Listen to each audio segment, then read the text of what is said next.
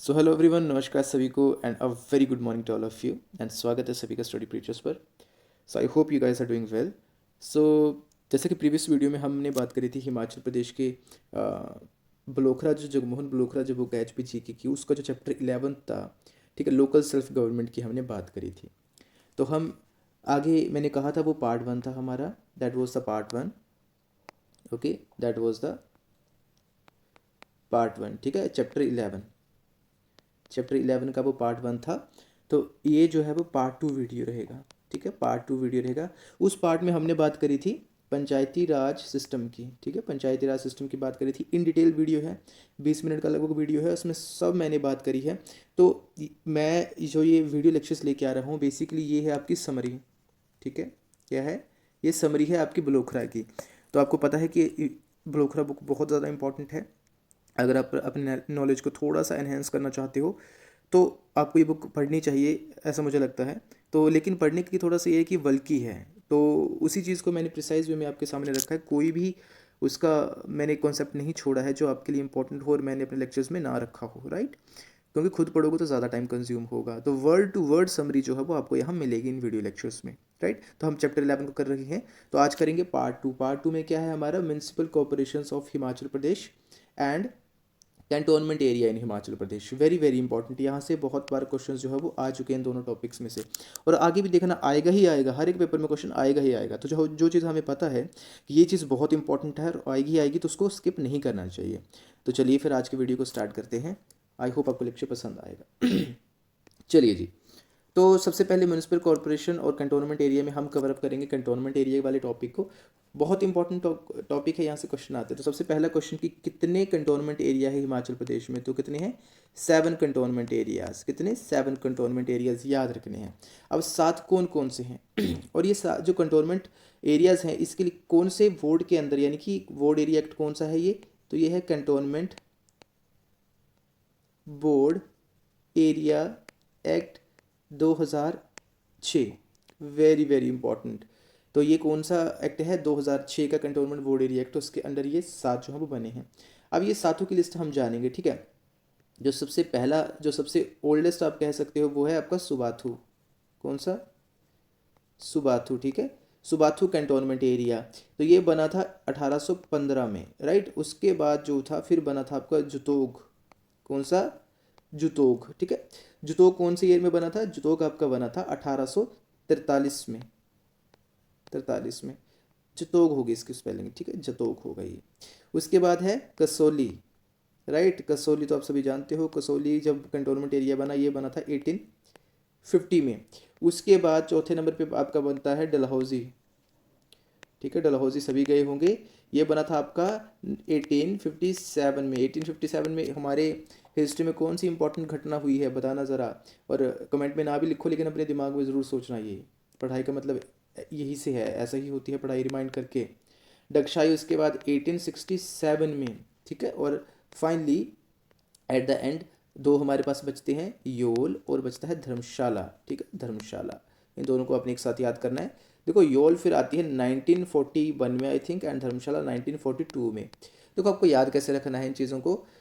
सबसे पहले याद रख लो सुबाथू 1815 में हुई, ठीक है।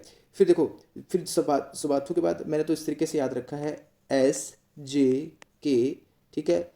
फिर DD/D, SJK DD/D, ठीक है। यानी कि सुबाथू, जतोग, कसोली, डलहौजी, डगशाई, योल एंड धर्मशाला, ठीक है। बाकी और ये जो इनके ईयर ऑफ एस्टेब्लिशमेंट है ना, प्लीज़ ये तो आपको याद करने ही पड़ेंगे। वेरी वेरी इंपॉर्टेंट, यहाँ से तो प्रश्न आते ही आते हैं, राइट। चलिए भैया, आई होप ये क्लियर हुआ होगा आपको कैंटोनमेंट एरियाज के बारे में। अब बात करते हैं म्यूनिसिपल कॉरपोरेशंस की। तो म्यूनिसिपल कॉरपोरेशन का मैं थोड़ा सा आपको बता दूं इतिहास। तो हिमाचल को जानने से पहले we will know about the India, right, कि इंडिया में स्टार्ट कहाँ से हुई हैं ये बातें। तो देखो सबसे पहले ये स्टार्ट हुई थी, ये है आई थिंक 1688 में, 88 या 87, ठीक है, 88 87 या 88 में ये आपका स्टार्ट होती है सबसे पहले। कहाँ पे? मद्रास में, ठीक है। तो सबसे पहले अगर कोई म्यूनिसिपल कॉरपोरेशन बनी थी तो मद्रास म्यूनिसिपल कॉरपोरेशन बनी थी।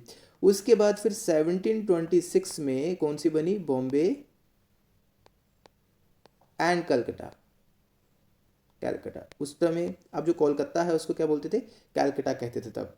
तो ये थोड़ा सा आप याद रख लेना, ऐसे फैक्चुअल क्वेश्चन यहाँ से आ जाते हैं, ठीक है। 1687-88 में मद्रास में एंड 1726 में बॉम्बे एंड कलकत्ता में ये बनी थी। तो ये थोड़ा सा रहा कि हमारे इंडिया से रिलेटेड।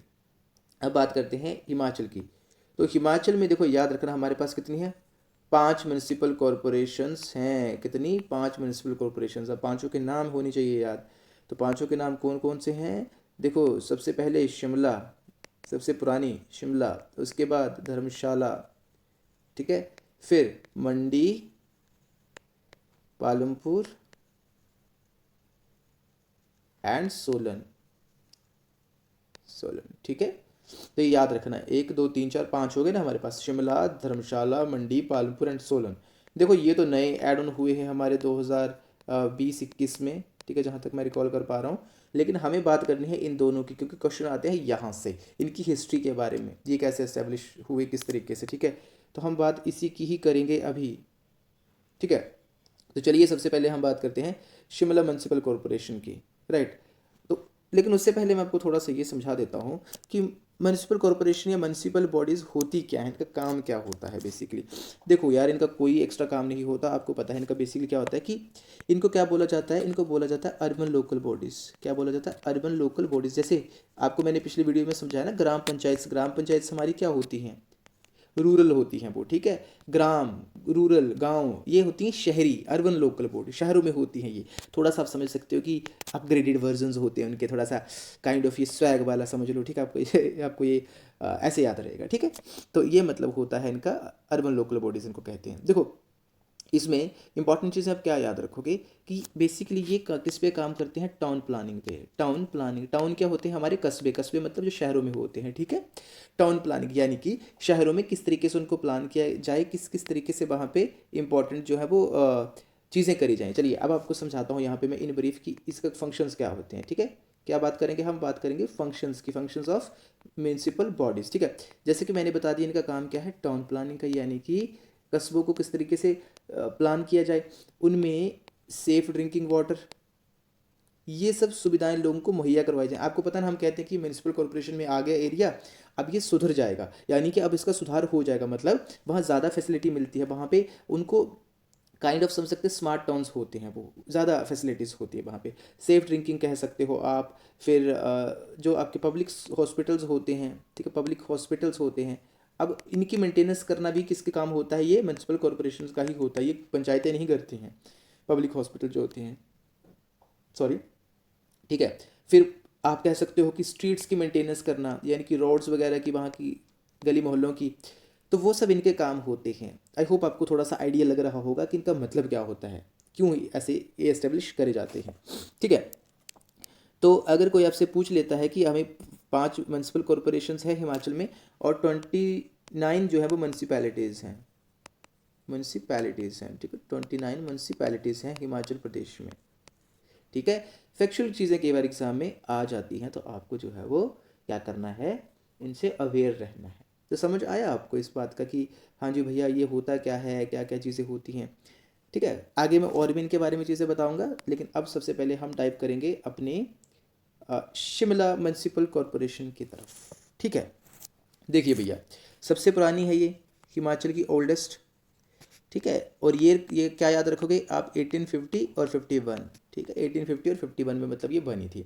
तो एक क्वेश्चन तो यहाँ से हमारा क्लियर हो जाता है, ठीक है जी, याद रखना इस बात को। और दूसरी बात ये आप याद रख सकते हो कि जो म्यूनसिपल कॉरपोरेशन होती है बेसिकली, जैसे शिमला है, तो इनके मेंबर्स जो होते हैं, इनके मेंबर्स को हम क्या बोलते हैं, काउंसलर्स, यानी कि जो मेंबर्स होते हैं उनको हम कहते हैं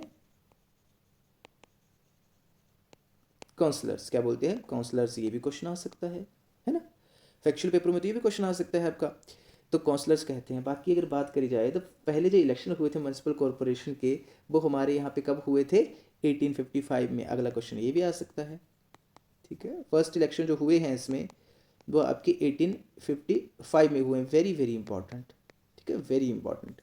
उससे पहले क्या होता था, बिफोर इलेक्शंस इसके जो मेंबर्स सेलेक्ट करे जाते हैं वो कौन करता था, वो ब्रिटिश गवर्नमेंट करती थी। कौन करता था, ब्रिटिश गवर्नमेंट करती थी। ठीक है, याद रखना इस बात को। ये चीज़ें ना हमें पता होनी चाहिए, रट्टा नहीं मारना, सिर्फ थोड़ा सा आइडिया भी रखना इन बातों का।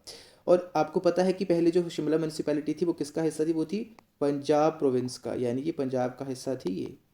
इसका हिस्सा थी पंजाब प्रोविंस का शिमला म्यूनसिपल। अगर आपसे पेपरों में आता है तो क्वेश्चन ऐसा भी आ सकता है। ओके जी, अगर बात करी जाए 1871 में, फैक्ट्स बता रहा हूँ, 1871 में इसको कैटेगरी 1 का स्टेटस मिला था। ठीक है, कैटेगरी 1 स्टेटस मिला है किसको? शिमला म्यूनसिपैलिटी को 1871 में कैटेगरी 1 का स्टेटस का मिला।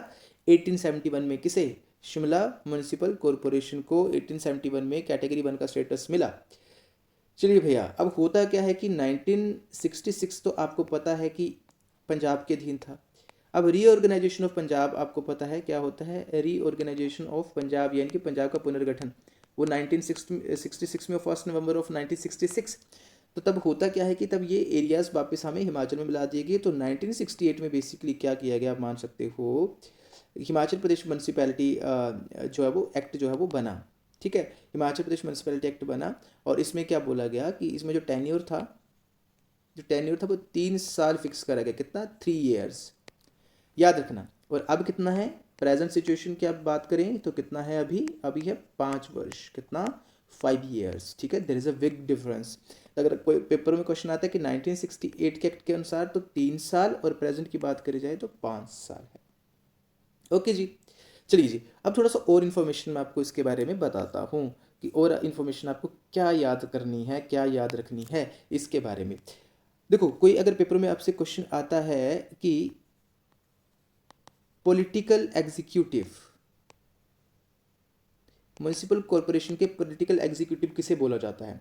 तो पॉलिटिकल एग्जीक्यूटिव बोला जाता है मेयर को। ठीक है, मेयर, आपको पता है मेयर के इलेक्शन होते हैं, और इसके कैसे होते हैं इलेक्शन? एनुअली।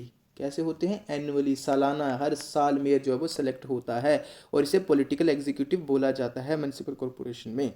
ठीक है, और ऑफिशियल एग्जीक्यूटिव किसे बोला जाता है? ऑफिशियल एग्जीक्यूटिव किसे बोला गया?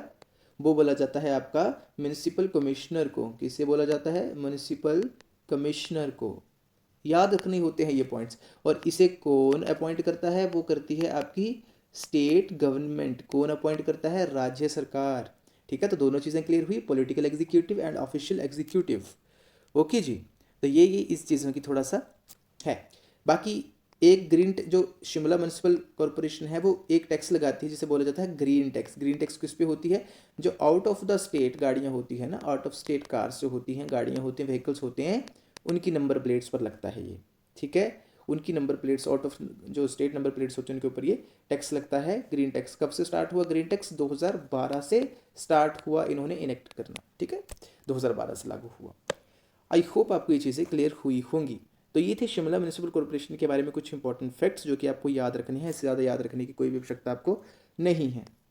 चलिए जी, शिमला हो गया। अब बात करें धर्मशाला के बारे में ज़रा। बिल्कुल बात करेंगे धर्मशाला की। देखो, धर्मशाला शिमला के बाद जो हुआ फिर वो आती है हमारी धर्मशाला की बारी। ठीक है, देखो धर्मशाला 2 हिस्सों में डिवाइडेड है, 2 पार्ट्स में डिवाइडेड है। ठीक है, 2 पार्ट्स में डिवाइडेड है। एक तो आपका है लोअर धर्मशाला, एक है आपका अपर धर्मशाला। ओके, मैं लोअर धर्मशाला की अगर मैं बात करता हूँ तो लोअर धर्मशाला को क्या बोला जाता है? But we call it commercial base. Commercial base का मतलब क्या? कमर्शियल हब है ये। ठीक है, लेकिन अपर की बात करी जाए तो अपर को हम क्या बोलते हैं? अपर में कौन कौन से एरियाज आते हैं? एक तो आपका आता है मैक्लोडगंज, और एक आपका आता है फोर्सतगंज। ठीक है, ये एरियाज अपर में आते हैं, ये एरियाज जो है लोअर एरिया को कमर्शियल बेस बोला जाता है। तो इस तरीके से धर्मशाला जो है वो डिवाइडेड है। ओके जी, अब धर्मशाला में भी आपको पता है अर्बन एरिया है, हमारे हिमाचल का सबसे बड़ी अर्बन सिटी शिमला, उसके बाद धर्मशाला आती है। ठीक है जी, शिमला के बाद दूसरा स्टेट है ये, टाउन है बेसिकली आप कह सकते हो। ओके, तो इतना आपको याद रखना है। ठीक है, ये कुछ इंपॉर्टेंट फैक्ट्स थे धर्मशाला के बारे में भी, या धर्मशाला की म्यूनसिपैलिटी म्यूनसिपल कॉरपोरेशन के बारे में। ठीक है, बस इतना ही काफ़ी इंपॉर्टेंट है। अच्छा, मैक्लोडगंज का नाम किस पे रखा गया? डेविड मैक्लियोड पे। इस पे डेविड मैक्लियोड पे, याद रखना। डेविड मैक्लियोड कौन थे? ये थे governor of Punjab. Governor of Punjab, David McLeod, उसके ऊपर धर्मशाला मैकलीडगंज का नाम रखा गया था। अच्छा, एक क्वेश्चन मेरा और, जो तिब्बतियंस थे, वो जो तिब्बतियन एग्जाइल गवर्नमेंट यहाँ पे बनी है, वो कब बनी? वो बनी 1960 में। क्या जो तिब्बतियन जो थे, इन्होंने जो अपनी गवर्नमेंट इन एग्जाइल यानी कि यहाँ पे आपकी जो अपनी सरकार बनाई, तो वो कब बनाई? 1960 में, ठीक है। और आई कब ये यहाँ पे? 1959 में इनको जो है वो परमिशन मिली थी यहाँ एंटर करने की इंडियन गवर्नमेंट की तरफ से, ठीक है जी। आई होप ये चीज़ें आपको क्लियर हुई होंगी, ठीक है। अगर क्लियर हुई हैं तो वीडियो को लाइक करो, चैनल को सब्सक्राइब करो, और फ्रेंड्स के साथ भी अपने शेयर जरूर करो, पक्का करो, ताकि वो भी फ़ायदा उठा पाएँ, क्योंकि अच्छा कंटेंट कोशिश कर रहे हैं आपको प्रोवाइड करने की, टू द पॉइंट। और ये समरी आपको बेसिकली देखा जाए कहीं नहीं मिलेगी, टू बी वेरी ऑनेस्ट। अभी तो यूट्यूब पे जहाँ तक मेरा नॉलेज है नहीं मिलेगी आपको फ्री ऑफ कॉस्ट, क्योंकि आपको पता है अकेडमीज़ वाले डालते हैं, मुझे एकदम आइडिया है, काफ़ी हिमाचल के जो रेप्यूटेड अकेडमीज़ है वो डालते हैं, लेकिन भाई वो पूरी चीज़ें नहीं बताते उसमें, क्योंकि वो अपने पेड कोर्स में रखी होती हैं। तो आपको यहाँ फ्री ऑफ कॉस्ट में आपको वो सारी चीज़ें बता रहा हूँ, जो चीज़ें वहाँ आपको पैसे दे के मिलेंगी। तो क्या फ़र्क पड़ता है भैया, पढ़ना है ना तो क्यों ना आप देख लो वीडियोस, ठीक है। Thank you so very much, have a great day.